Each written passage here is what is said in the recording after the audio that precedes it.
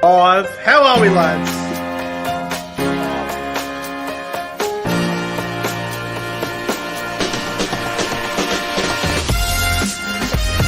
ProEnzo, Vidz, CJ MOXLEY.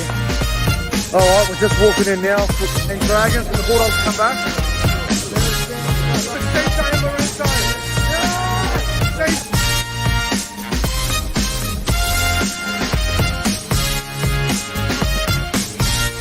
The atmosphere! The crowd is electric!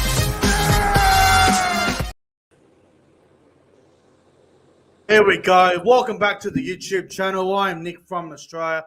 Welcome to the Rugby League Breakdown Podcast, episode number 79 for your Wednesday night, March 22nd, 2023. It's currently 8:04 p.m. And as always, I'm joined by ProEnzo Vidz up on the top there with the Manly Seagulls stuff in the background.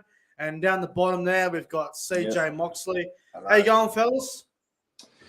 Yeah, going great. Looking forward to a big show tonight. I think it's good to get everyone's mind off everything and talk some footy, so it'll be good.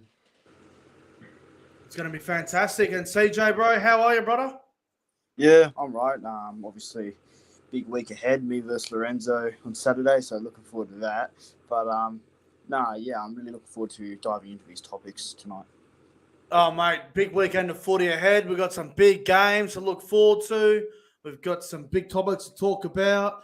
We're going to have a bit of a discussion about the Dragons, the Kafusi shots, and a few other things as well. But before we get into the podcast, I just want to say that if you guys are new to this YouTube channel, make sure you give this channel a like and a subscribe. It would be greatly appreciated. We are getting closer and closer to 2,300 subscribers. We're getting there. We're not that far away now, so we're trying to get there fairly soon. The channel's going very well, and if you guys haven't subscribed to the YouTube channel of ProEnzo, Vidz, and CJ MOXLEY, make sure you do so as well. All right, hello to the live chat as well. We are getting a crowd as we speak. Hello to Nathan B. Moore in the live chat. We've got SS Storm Fan. We've got the Final Siren podcast. We've got, Josh Rabbitohs 2023, SS Storm Fan. Phil Rogers from the UK. Shout out to all the UK followers. Hello to Luke Melbourne Storm Fan. Devils_side. Damien from Newcastle. Rishi. Jason Reader. Warriors NRL Fanatics. Hello to everyone that's tuning in.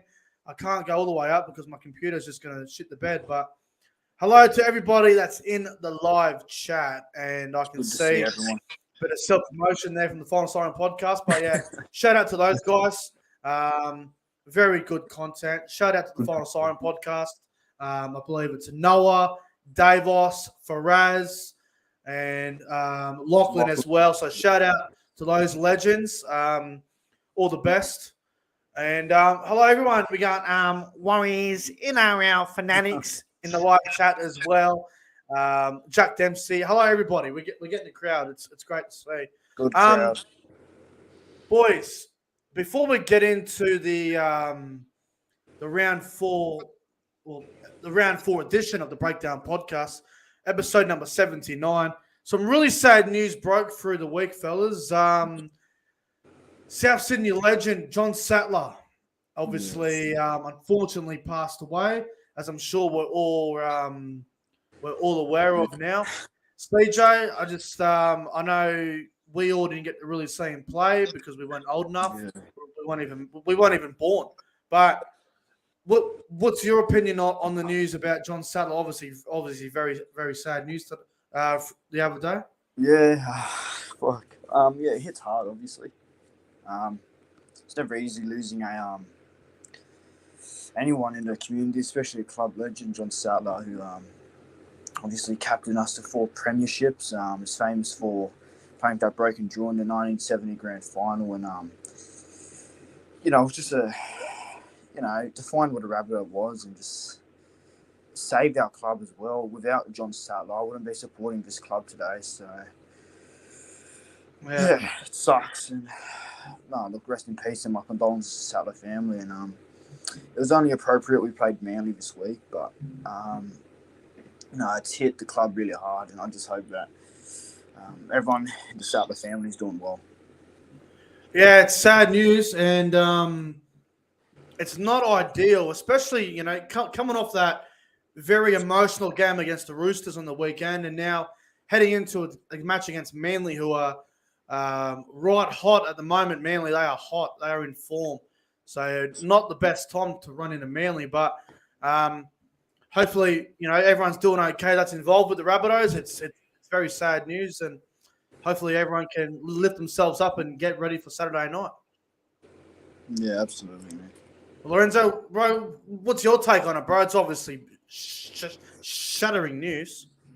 Oh, look, it was a real shock when I first saw it, because I think you wouldn't expect seeing someone like a profile like him being announced, as someone had a death. So it looked very sad, and obviously he is an iconic character for the game and club legend for South Sydney. I guess him breaking his jaw was just and playing on during that game was obviously a moment that I think everyone's going to remember for a long time. Unfortunately, we didn't get to really watch that generation of him playing stuff, but obviously from stories, from articles, he was a top player, and I'm just glad that I guess this week when Manly and South do play, because it is a good sort of recognition type game to for who he was, as that was the grand final he played in. So I'm looking forward to the game this week, but just condolences to the Sattler family. Yeah, condolences to his family and everyone involved. The last thing I want to say about this, now, I believe you're both going to be at the game Saturday night at ANZ, right? South versus Manly. Now, this is a bit of a negative, and this does happen quite a lot. When someone passes away and everyone does the 1 minute silence, and some people, whistle out and they show disrespect and they carry on. Yeah. If that happens, if that happens, they better be thrown out and banned for life. Yeah, no, absolutely. There's no excuse for that sort of shit. Can't be tolerated one bit. Banned for life might sound a bit harsh, but you should be thrown out. It's just. Well, there was a game last year. I think there was a game last year in Brisbane. Broncos were playing someone, and they did a minute of silence. Someone passed away, and someone was whistling out, being a dickhead, and I think a fight broke out or something. So Anzac Day. Hopefully, having a pool green as well. Yeah, it did. So let's just hope that everyone shows their respect this weekend. Should, yeah. I trust both. All right, now let's move on to the podcast, fellas. We got some topics to talk about here tonight, and I'm going to start off with topic number 5, and the Dragons. Well, we all predicted them to have a pretty ordinary season. They have been fairly okay. They are 1 win and 1 loss. They obviously had the bye in round 1, and then they beat the Titans, and then they lost to the Broncos last week. But unbelievable. Dragons coach Anthony Griffin has already been told he has to reapply for his job. Basically saying he's been told if he wants to keep his job, he's going to have to reapply again and go through that whole process. Now, the mail that I've been reading on social media, if Anthony Griffin's not going to be re-signed, he's not going to stand in the way. He'll let someone else come in and take over.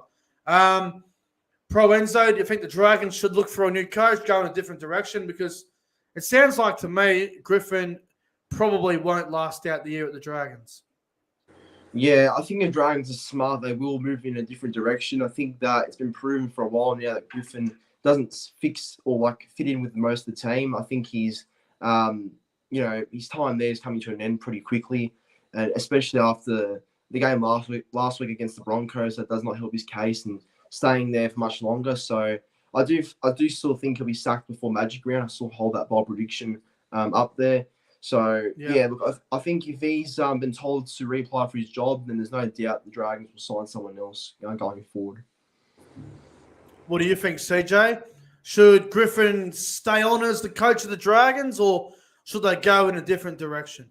Well, he shouldn't stay, because they basically just told him that they hold no faith in him as a coach for the future. And Yeah, look, the Dragons have started probably better than we expected at this stage, but if they're already looking for a new coach, then it already shows that they just don't trust Griffin's directions, and just the culture of the Dragons is already a mess. So I think it's time to get someone in there that knows the club and wants to fix that DNA. And Ben Hornby or Jason Riles, Dean Young's been thrown into the mix. So yeah, go into a new direction because obviously there's no faith there.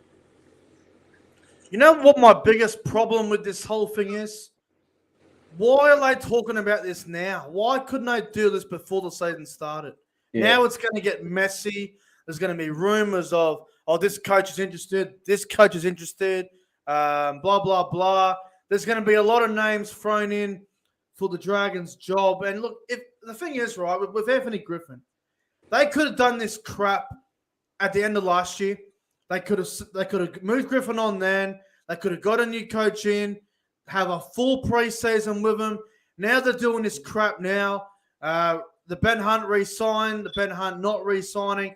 That whole situation may become another issue because if you guys remember, when Ben Hunt re-signed with the Dragons, there's a clause in his contract. If Griffin's sacked, Ben Hunt can also leave on his contract. Oh, well, which is just that's crazy. That hurts. Crazy. It's a realistic chance. I don't want to say it because I'm not going to speculate on anyone's future, but there's a big chance that Ben Hunt's not there beyond 2024 if that's the case. Yeah, there is a big chance of that happening. And, boys, why are the Dragons doing this now? They won their first game against the Titans. They were beaten by the Broncos last week. They were all over the Broncos for a lot of that game. And then, obviously, the last 10 minutes, they fell away. But for 55 minutes of that game, the Dragons were all over the Broncos, and then they fell away towards the back end. I think the coaching drama, the coaching talk now, it's going to upset the playing group, and it's going to affect the team. Yeah. Yeah, I agree. Especially going into a big game, a rivalry game. Against the Sharks. That sort of, that sort of talk around your club. And Don't do that noise, no.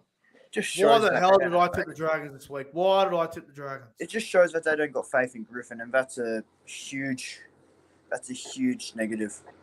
And look, to be fair to Anthony Griffin, this was never his roster to begin with. When he came in as the coach, it was Paul McGregor's roster. Now, Griffin's got rid of a few players and got a few others in, but this is not Anthony Griffin's roster. This was Paul McGregor's roster. So Griffin's had to come in, keep who he wanted, got rid of a couple of players. It's just this whole thing about the Dragons is not all on Anthony Griffin. Some of it is, some of it isn't. Like I think, Jacob Littles and the Moses Suleys and the Francis Mollos, they're all Anthony Griffins, but the Andrew McCullochs and all that were there, and Josh Maguire's, that was all, Anthony Griffin. But if he does get the sack, which it looks like he will, and look, I don't think it's Anthony Griffin's fault to get the sack, but he will get the sack from what I understand. Who should be the new coach? Another coach, the Dragons are going through this talk of, Des Hasler, Shane Flanagan, John Morris, bloody Jason Riles, Dean Young, Ben Hornby. There's a lot of names being thrown out. You've got what's his name? He was consistent at the Dogs last year. Big Potter. Big Potter is the other one as well. Lorenzo, if they do sack Griffin and get a new coach, who should be the next coach for the Dragons?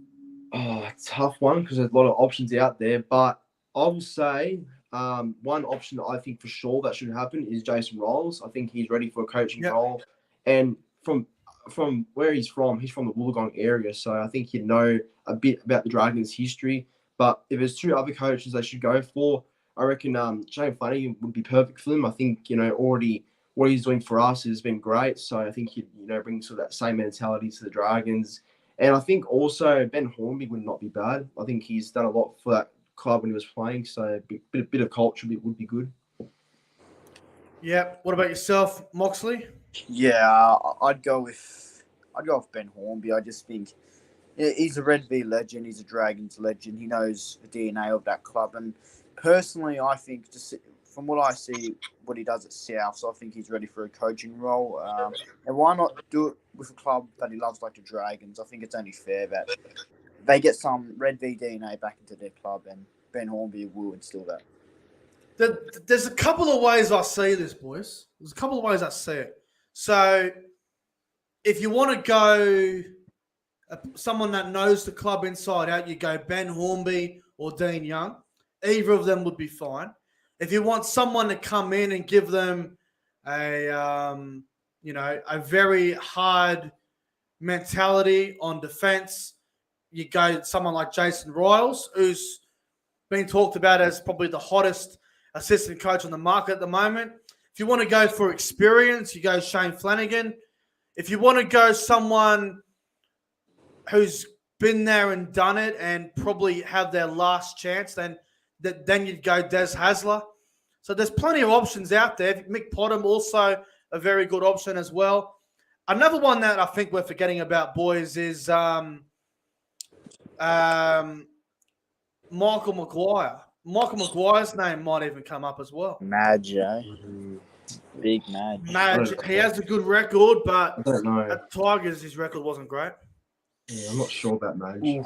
I think a Not couple sure of about years in Madge? assistant coaching. I'm just trying Canberra. to think of a big core of a coach, maybe. He's at Canberra at the moment. Nah, you don't think they do it right? You don't think they target Trent Barrett? Surely not. Oh, Jesus. He knows God, he no. knows the Dragons, but surely not after the last two stints. Nah, come Mate, on. if they want to win the wooden spoon, they can have him. Yeah, Barrett's a They can failure. have Trent He's Barrett. proven he's a failure. Oh, look, I think Trent Barrett's got a great rugby league brain and a great rugby league mind, but I think he's better off as an assistant coach, not a full time.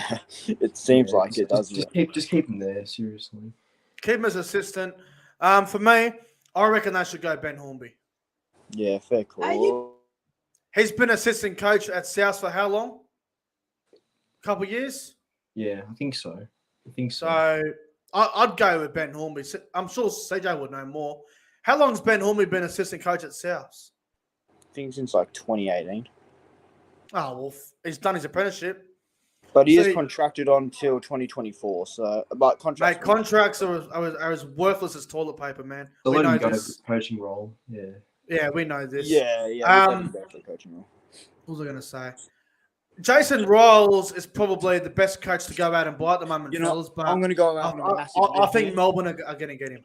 This is going to sound Yeah. really bold, and this might sound crazy. Lee Breers from the Broncos, assistant coach. He's looking for a head coaching role in the NRL. Yeah. Maybe. I don't know. Just a bold shout. They'll actually be pretty good. Never say never. Never say never.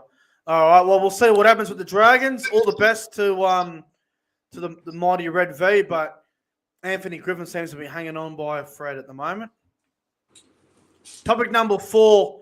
Now, Felice Kafusi has been suspended for 4 games for a late shot on Jackson Hastings. I'm sure we've all seen it. The late shot on Jackson Hastings on the weekend. Now, Kafusi was originally looking at 3 weeks. He tried to get it downgraded to grade 1 charging or something to try and get maybe a week, maybe even get off. He failed in his attempt last night, and he's got 4 weeks. CJ, I'll start with you, bro. The shot in general, do you think it was late? You think it was a cheap shot? Do you think it deserves? Do you think it deserves suspension? Jackson Hastings dummied the ball in this sort of play.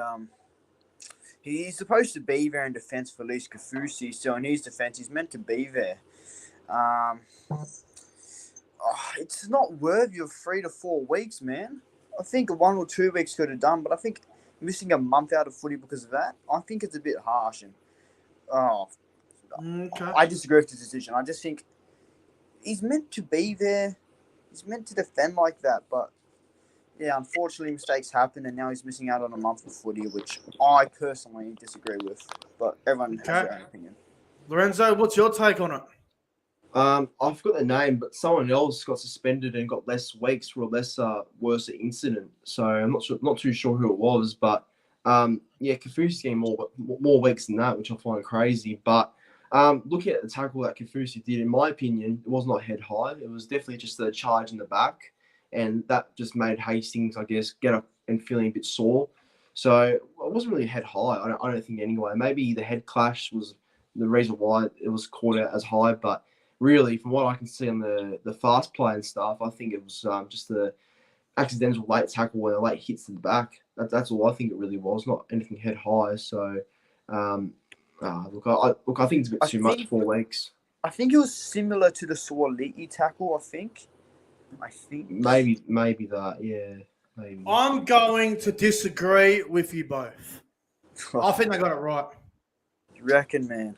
Yeah, because if you go back and watch it, we talk about protecting the halves, the halfbacks, and the 5/8s that go into the line. Yes, they may go too deep into the line sometimes, but you got to remember, when a player gets hit off the ball late like that, they're going to get penalised. It's just how it is. I just see it as Kafusi did a couple of great shots in round 1 and round 2. And look, he got it wrong in round 3.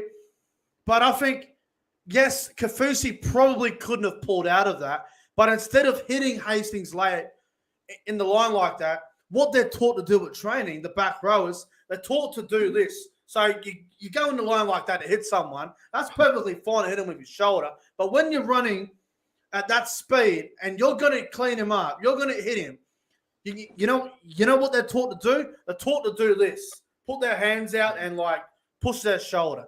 They're all taught to do it. I know it's really hard to do it in the speed and how quick the game is, but Kafusi knows the rules. He has a terrible record at the judiciary. The fact that he even challenged it was stupid. He should have just accepted what was coming to him. He could have done better with this whole situation. Maybe the NRL judiciary overcharged him for it. Maybe a grade 1, maybe a 2-week suspension.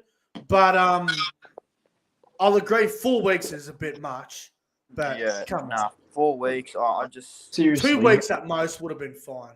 How do you, in a fast motion game, how do you get your hands up like that and do that instead? That doesn't work. And plus, in a defensive decision, man, he's supposed to be on Hastings, and Hastings dummied the ball, so it's kind of hard to. It's not. Look, it's I not know. possible to do that. I know it sounds ridiculous, and I know it sounds crazy, but all the back rowers and the forwards, when they go for a big shot, to try and give the team momentum, when they hit them late and get it wrong, they are absolutely screwed. The NRL, they are so strict at the moment with concussions and HIA and player safety. But when they get it wrong, they get it wrong. And you got to remember as well, Hastings was at the line. He passes the ball.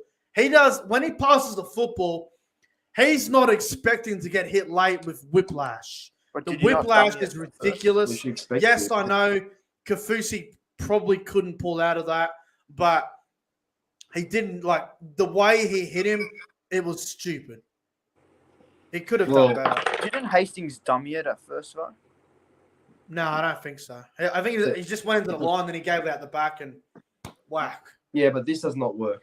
That makes no sense. I agree with that. When back rowers are taught at training to run up, and if they're going to hit them late, they try to do that, you're going to break your friggin' hand. Well, it's stupid. It's not touch footy. It's rugby league. Yeah, exactly right. And I think it is a cheap shot. I mean, you got to protect the halves here. You can't be doing these late shots, especially in the line like that. Man, a fucking month over that is, I don't know, bro. 4 weeks is crazy. It's too much. I just don't understand. 2 weeks, whatever. 4 weeks. 2 weeks is fine, right? 2 weeks is fair. Yeah, I was good with 2 weeks, but a month out of foot, I don't agree with the 4 weeks decision. Wayne Bennett shouldn't have challenged it. I know he wanted Kafusi for the Dolphins, for the Broncos game Friday night, but you just got to be smart here and go, all right, just accept the 4 weeks. I'm sure weeks. Wayne will know what to do, but Kafusi's a big loss. Kafusi's been their best, one of their best. Yeah, defensively, he's been a machine. Been great this year, especially in one of these sort of, I guess, rivalry games, if you want to call it that. You need someone of his aggression, so it's a big loss. Yeah. Anyway, Kafusi's been suspended. He's lost at the judiciary. Let's move on to topic number 3 now. And, well, fuck me. I like this and I hate this at the same time.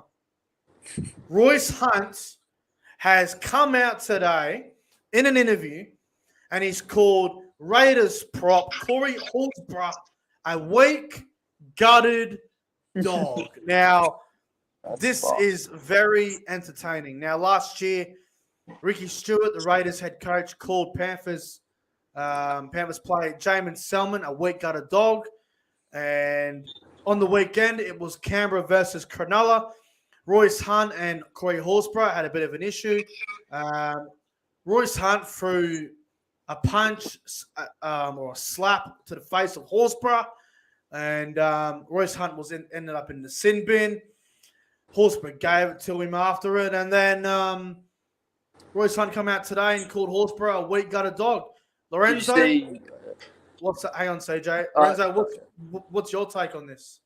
Well, I love it. I think it brings great hype to the game. The fans love it. I think it's just like you need a bit more of these personal player rivalries. I think it just makes the game a lot more interesting, a lot more entertaining for the viewer. So I'm a big fan of it. To anyone that doesn't think it's a good idea, having players call out other players or just creating, just a bit of entertainment between the two players because of something that happened. Well, I'm sorry, but it's rugby league. I think it's great to have this sort of commentary between two players, and no, I love it. It's nothing wrong with it. I have no issue with it. Yeah, CJ, what's your take on it? Yeah, well, when next time the Raiders and the Sharks go up against each other, I think a lot of people are going to highlight this. So I think that's going to bring a lot of anticipation to it. And we also saw Corey Horsburgh's Instagram story of him holding. I was about to get to that, actually. So Corey Horsburgh went on Instagram about 3 hours ago now, and he posted a picture of him holding a baby, and he's got Royce Hunt's head on there with earphones. No, look, it's good for the game because I don't know how you can be mad at it. It's going to add a lot more anticipation. Boys, he also writes in the caption, really happy for my little boy watching daddy score 2 tries.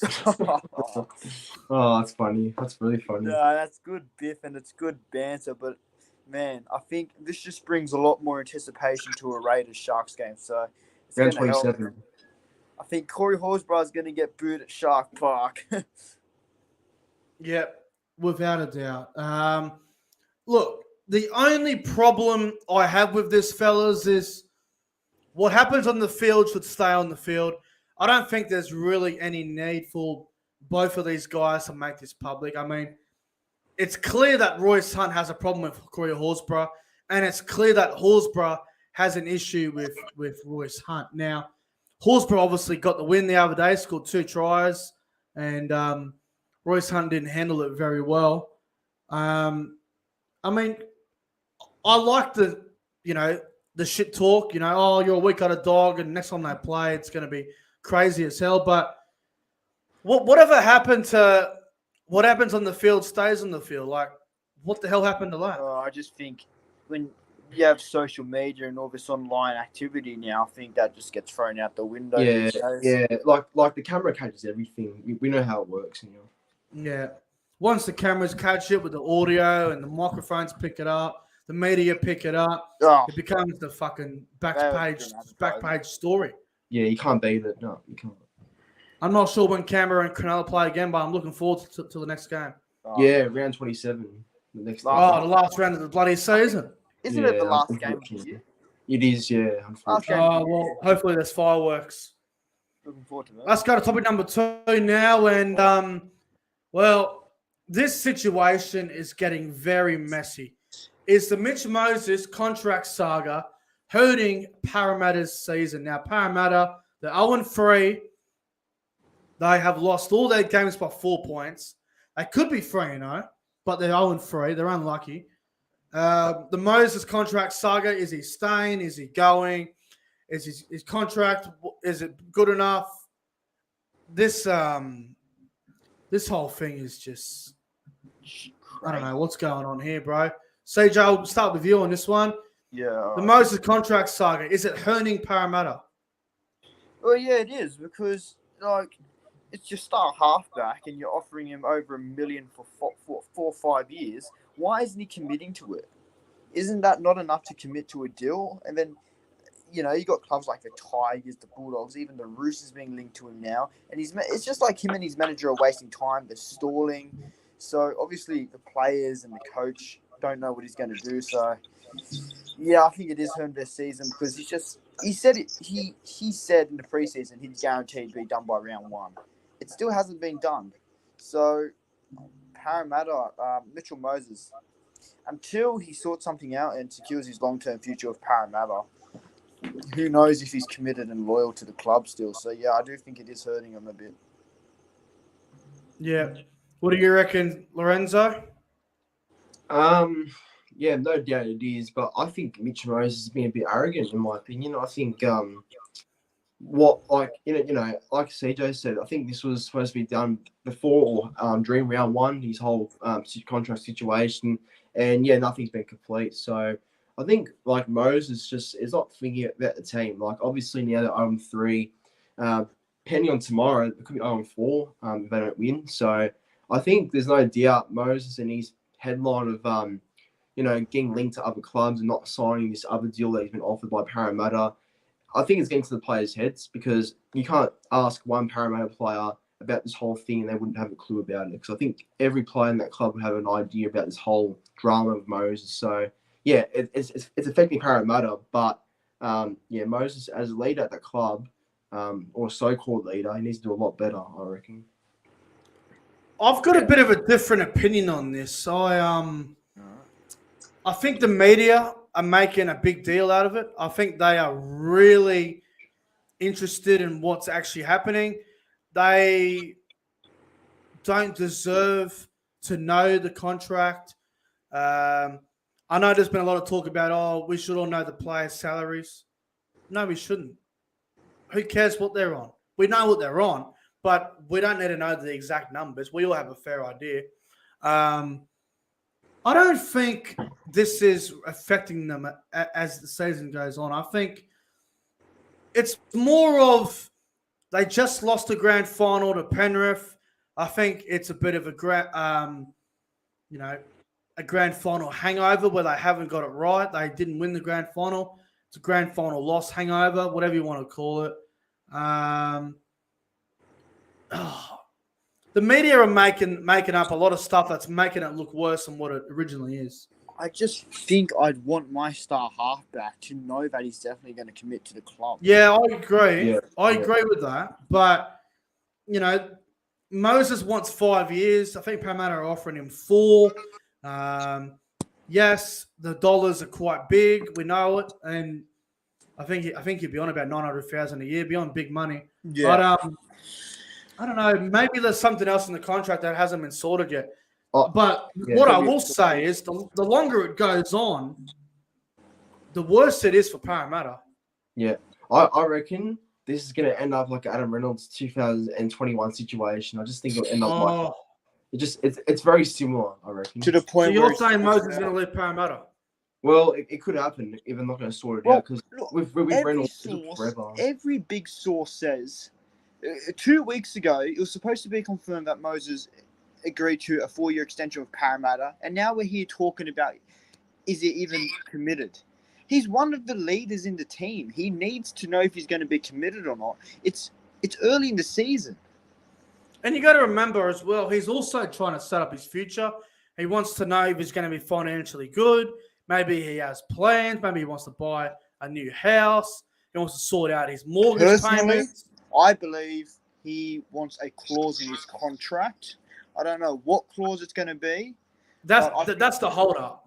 I think clause contract. I think there's a clause in his Parramatta extension. I think that's what the hold-up is. All these clauses in the contract. I don't like clauses in contracts under circumstances. Like, I don't know. I just like to know if my star player is committed to the club. Either way, it has to get done. Like, you can't just keep going on with it for every week. Lorenzo, when does this need to be sorted out in your opinion? Well, it should have been done before round 1 in my opinion, but probably it has to be done, let's say, at least before round 5, I reckon. Okay, so before next Thursday night. Yeah. I agree. It should have been done before round 1. That way there's no media bullshit. Now the media's all over it, making a big fuss of it, and it's ugly, and it's not good, and it's making things worse for Parramatta. It is affecting them a little bit, but I think there's more to it. I think there's a lot more to it. I think there's more to it. I don't think Parramatta's defense is the reason. I don't think the Mitchell Moses contract saga is the reason why Parramatta keep conceding 30 points a game. Oh, no, probably not. But Shouldn't be. They just need... Like 34 points in round 3.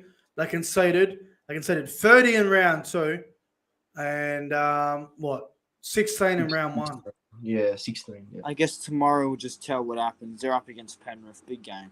I hope tomorrow morning I go on social media and I see Moses re-sign. It's all done. I hope I see that tomorrow. Well, it'd definitely be a confidence boost of them heading into the game tomorrow. So it'd be good if he gets it done tomorrow. Well, we'll see what happens, but let's just hope they get it sorted because, if Parramatta were winning games, I don't think this would be a big drama. Yeah, probably not, but yeah, no, you'd like to know. Topic number 1. Are the Warriors the real deal? Now, we could have spoke about a few other teams here tonight, but I want to talk about the New Zealand Warriors. They have been very, very good to start the year. Round 1, they had a very good win against the Newcastle Knights in New Zealand. It was an 8-point win, I think it was in the end. And round 2, they nearly knocked off the Roosters at Allianz. They just fell short there towards the end. And last week, the Warriors went to Townsville and they beat the Cowboys 26-12 in the 34-degree heat.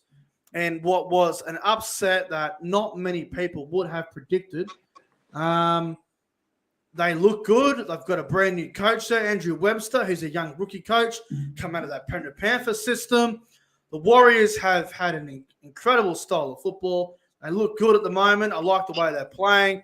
Lorenzo, are the Warriors the real deal? Are they going to make the top 8 this year? Are they the real deal for you?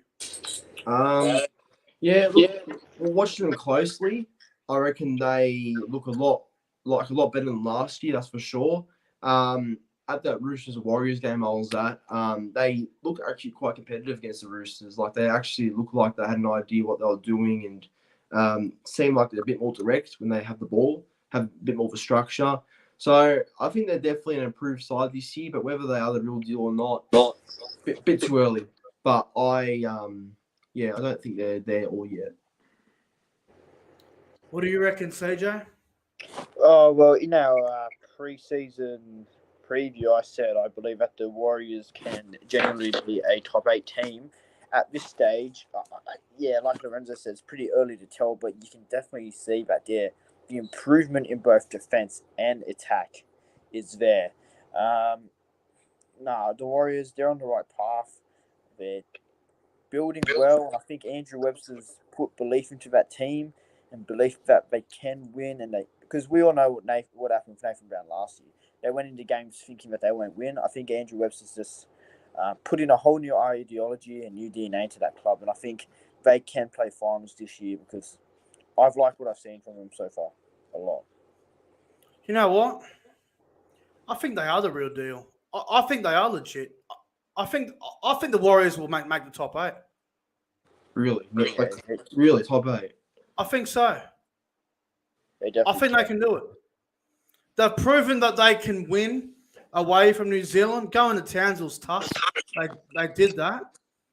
They were very competitive with the Roosters. Obviously, the Roosters were too good, but competitive. They did beat the Knights. I think if the Warriors keep playing the way they are, there's no reason why they can't make the top 8. I like them. I think their off-season recruits have been very solid. I think Jackson Ford has been terrific. Bargain. I think Mitch Barnett in the back row is a lot better.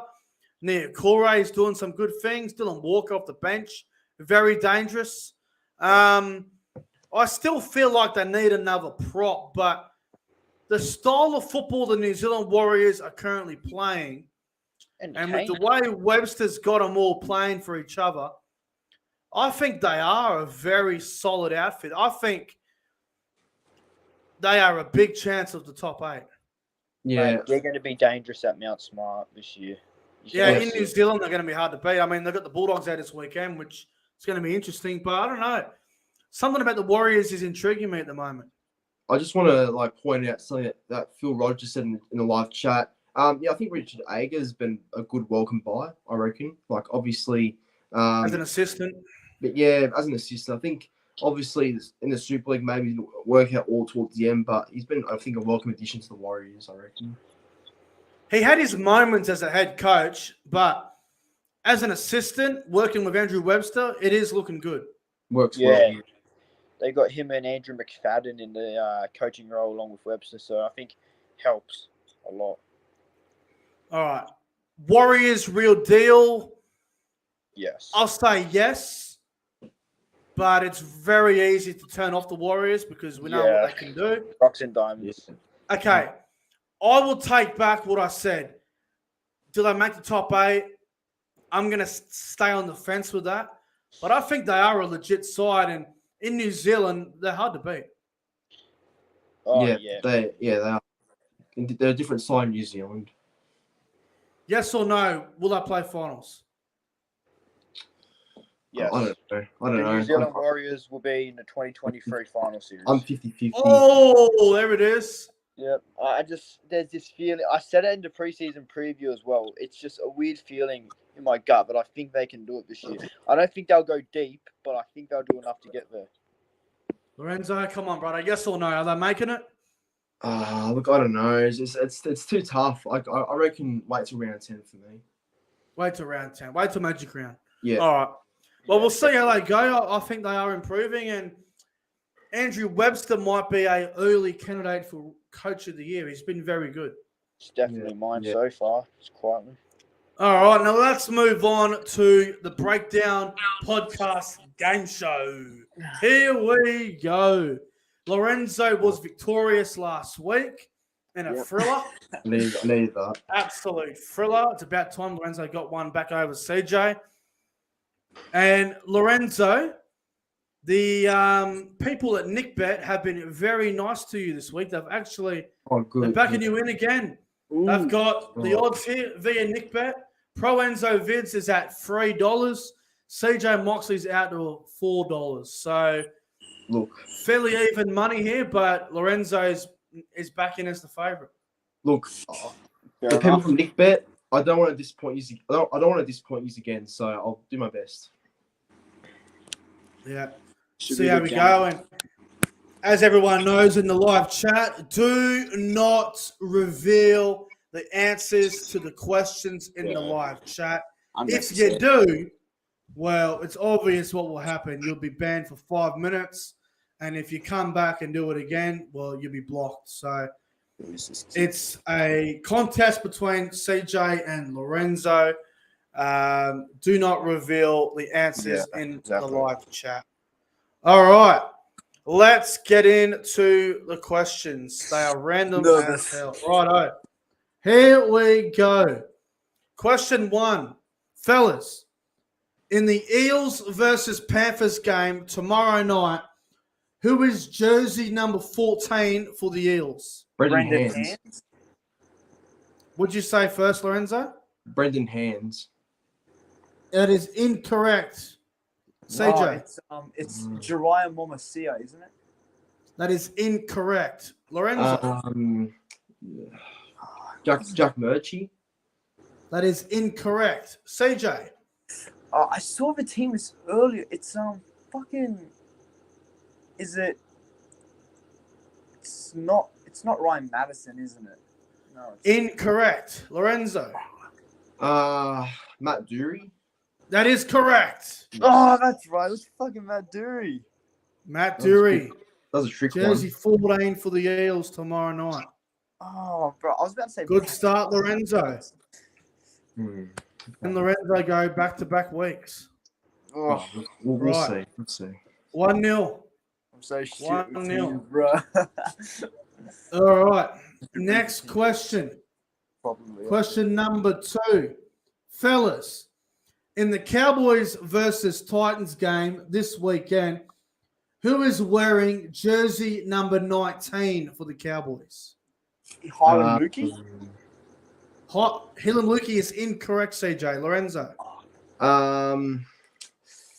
What's his name? Fuck. I'm blank here.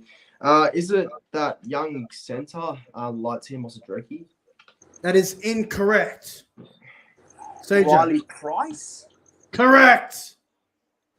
I know how much you rate him. I just thought of someone. I was going to say 1 all. Oh, it's 1 all. It's game 1-1, boys. Good game on our hands here for the Breakdown Podcast Game Show. Righto. Question number 3. Fellas, in the Rabbitohs, actually no. In the Rabbitohs versus Seagulls game, Oh, geez. last time they played was in round 8 last year. The Rabbitohs won the game 40-22 on the Central Coast. In that game, who was the first try scorer? Alex Johnston? Incorrect. Christian Tuipulotu. Incorrect. I will give you some hints. Jason It Salt. was a Manly player. Oh, Jason Kieran Salt. Foran. Kieran Foran. Oh, that is correct. I remember Who? that one. Yeah. Foran. Kieran Fuck. Foran. Yeah, I remember that. Fuck, you've got a good memory. Kieran And I was Foran, at the game too. And you both were there, weren't you? Good to get this one then. 2-1. 2-1. The pressure's on. Next question. This is going to be interesting, this one. All right. Next question. Fellas, last week in the Knights versus Dolphins game, who was the first try scorer? Tessie New. CJ, well done. He's got 2 a hat-trick. all. The tiebreaker. decider. Decider. Wow. Wow. Back-to-back weeks where it's 2 all. Wow. I love it. Right. I'm going to give you a real tough one now. Real Wow. tough one. This is it. Decider. Right. An origin question, because why not? Oh, man. Origin. Yeah. All right. Fellas, Honey River. in game 3 of State of Origin last year between Queensland and New South Wales, who was the first try scorer? Saifidi. Saifidi is incorrect. Was it Jerome Luai? He was the first try scorer for New South Wales, but that is incorrect. Fucking CJ. so it's a Queensland player. Wait, did he even fucking play? Was it Corey Oates? Corey Oates is incorrect. Wait, Josh Papali. Josh Papali is incorrect. It was a CJ. Queensland player. Was it Jeremiah Nenai? Jeremiah Nanai is incorrect. Lorenzo. Valentine Holmes. Valentine Holmes is correct. Oh, Lorenzo gets up back-to-back weeks. There we go. bro, I What a swear, game. that's an omen for this Saturday's result. I'm going to lose it. Oh, what a game. No, it's a good That could be an game. early 3-2. preview of what's to come. That's an early preview for Saturday. We'll see. It always goes Lorenzo wins in an absolute thriller. It's always CJ is a fan favourite in the live chat. Everyone was cheering CJ on, but Yeah, I don't know what's why, the odds? I don't get it. Thank you, I guess. everyone's against Lorenzo. It's a conspiracy. Yeah, what have I done here? I've done nothing. No. What has ProEnzo done to All right, everyone? that was a great contest, fellas. I appreciate Yeah, that was good. Good game. it. It's always good. That was a games. great contest. Well done. Well done to both of you. It was a very good match. Nah, it's All always- right. It's Oh, time round for the 4. round 4 preview. We've got some cracking games this weekend, fellas. What we're gonna do? We're gonna go through the matches here, and all I want you to do is tell me who's gonna win, and just give us a margin. Just give us a margin, 1 to 12 or 13 plus. All right, ladies and gentlemen, round 4 of the NRL kicks off tomorrow night at CommBank Stadium at 8 p.m. The grand final rematch: the Eels versus the Panthers. What a way. Lorenzo, who wins and by how much? I've got the Penrith Panthers here by 12. I think I'll be a bit too good. And anytime try score, I'm going to go Toto. All right, 1 to 12 for Panthers. CJ? Yeah, Penrith by 10. First try scorer. Yeah, Bizzer as well.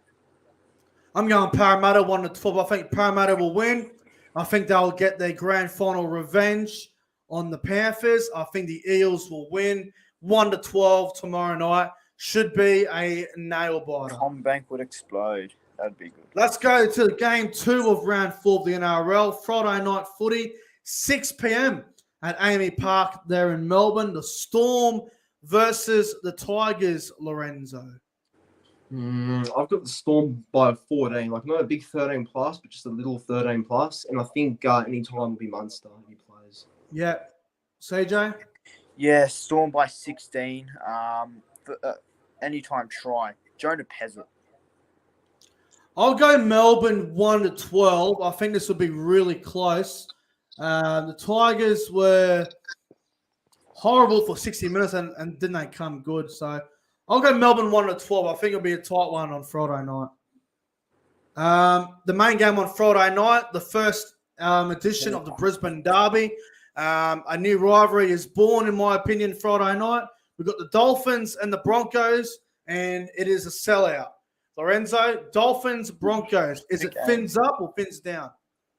I'm going to go fins down. I think the Broncos win this one, and I'll go 4-0. I think the Broncos will win by 8. And anytime try score, I'm going to go Cobbo. Selwyn Cobbo, yep. What about yourself, CJ? Yeah, fins down, unfortunately, as well. Kaufusi and Marshall King's just too big of a loss for him. I'll go Broncos by 14. I think they'll get him in the end. First try scorer, give it a Herbie. I think Brisbane will get the first Derby win. I think it'll be fins up for about 60 minutes, and then it'll be fins down. I'm going the Broncos 1 to 12. Should be a good game on Friday night. If the Dolphins win, that crowd will erupt like anything like you've never seen before. Crazy. One of them will be 4-0. Saturday night, we've got 2 games on Saturday because there's 3 games on Sunday this weekend. Saturday night, 5:30, which is realistically, it's the afternoon still until towards the end of the game. It's afternoon. It's the Cowboys and the Titans. Yeah, I think we all know who's going to win this. Oh, yeah. Look, I backed the Cowboys at home. I think I'll bounce back at home, and I've got them 1 to 12 by 4. And I've got anytime try scorer, Val Holmes. Yeah. What about yourself, CJ? Nick, I think it'll be a tight game. Cowboys by 8.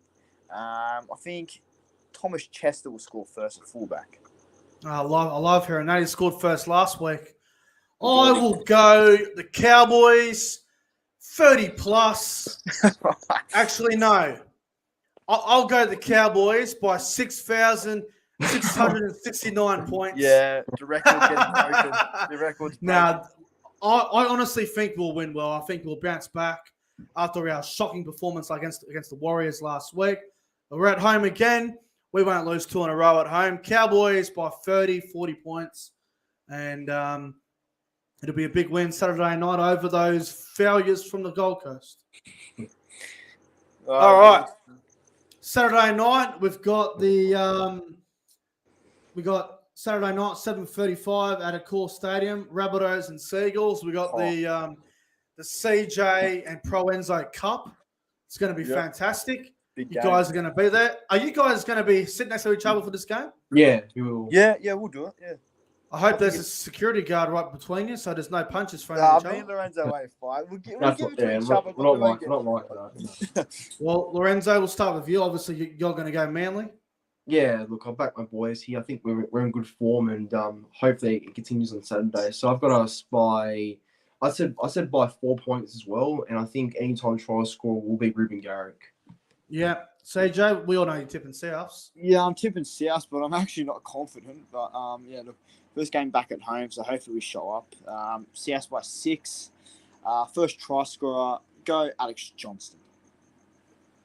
I found this game one of the hardest ones to tip for the weekend, but I'm going to go with Manly 1 to 12. Jaga. I think, I see that smile, Lorenzo. I hope so. I hope so. I think it'll be tight. I think Manly can get away in a thriller. I'll go Manly 1-12. Do you want to tell us how they're going to win, like you told me on Tuesday? Oh, yeah. So what's going to happen is it's going to go to Golden Point. It's going to be level up. And one of the South players is going to do an accidental high tackle. And Garrick's going to kick a penalty goal and Manly will win. Jesus Christ. Oh my God! Imagine that, eh? Oh, that's going to be controversial. And when it happens, I'm going to look like a genius. Yeah. Wow, I'm the gonna fucking vlogs take will be my crazy. gloves. Yeah. All right. The early game Sunday, 2 p.m. Mount Smart Stadium in New Zealand. I think this is the toughest game around the tip. The toughest game to tip of the round. Warriors Bulldogs at Mount Smart, Lorenzo. I think back at home, the Warriors should be a bit too good, so I'll back them here by about 6 points. And I'm going to go anytime to try to score Viliami by Leah. Yeah. CJ? Yeah, Warriors by 4. They'll do it at home. First try scorer, Edward Cossey. I'm going to go the Warriors only because it's in New Zealand. If it was in Sydney, I'd go the Bulldogs. But Yeah, same. Warriors by an inch. Warriors just. Yeah, it could go any way. 1-12. Just that New Zealand. Sunday afternoon, 4 o'clock game. This one's on Channel 9. Newcastle Knights versus Canberra Raiders. And shout out to Damien from Newcastle. I believe he'll be there with the big flag. So look out for that. Look out for that on the TV. Knights and the Raiders, Lorenzo. Yeah. Look, I think Canberra might be a bit too strong up there in Newey. So I'll back Canberra here. I'll go Canberra here by about 10. I've changed my tip to 10 because it was about by 4 points before, but I'll go 10. And I'll go anytime try scorer. I reckon Lachlan Miller will score anytime. Yeah. CJ? Well, Nick, I'm going to take one of your quotes here. My specials of the round are the Newcastle Knights. I think the Knights will get up at home. The Knights by 6. First try scorer. This fucking... I don't know, Dane Gagai. Let's go Gags. I'm going to go Canberra only because there's no Ponga. If Ponga was in, I would have went the Knights, but I'll go Canberra 1-12. And final game, boys. Sunday night, 6:15 at Cogra. We've got the Dragons and the Sharks. Rivalry game, local derby. Lorenzo? Yeah, look, I think Sharks might be a bit too strong in this one. So I've got Cronulla here by 16 points. And I think anytime trial scorer, it's going to be Ronaldo Mulatalo. And I think he'll score a double as well. Yeah. CJ? Yeah, Nico Hines is back. I'm going to Sharkies by 12. Yeah. First try scorer, we'll go. Let's give it to Will Kennedy. He's in good form. My specials of the weekend are the Dragons. Wow, really? Dragons to win. I think this will be a tight one. The back at home, it's a derby. They'll be up for it. Sharks still look a little bit lost and complacent. Hines hasn't played since the All-Star game. Might be a bit rusty. Dragons 1-12 in a thriller. It'll definitely take pressure off that whole Dragons talk if they get up. Oh yeah, it'll shut the fucking media up if the Dragons win. All right. Well, CJ and Lorenzo, thank you for a terrific podcast. Episode 79 has been a great success. I look forward to episode 80 next week. It's going to be a big show next week.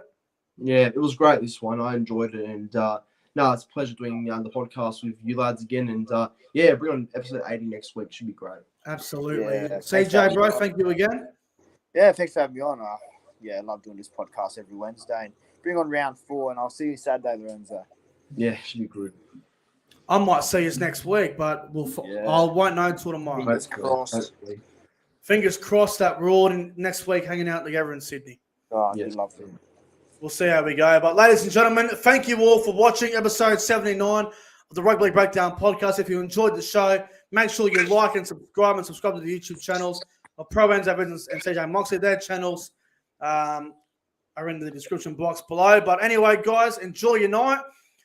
I'm going to be live again later for the Super League preview for round 6. But until then, guys, like and subscribe, and we'll see you guys in the next one. Have a fantastic night, everyone. See you later.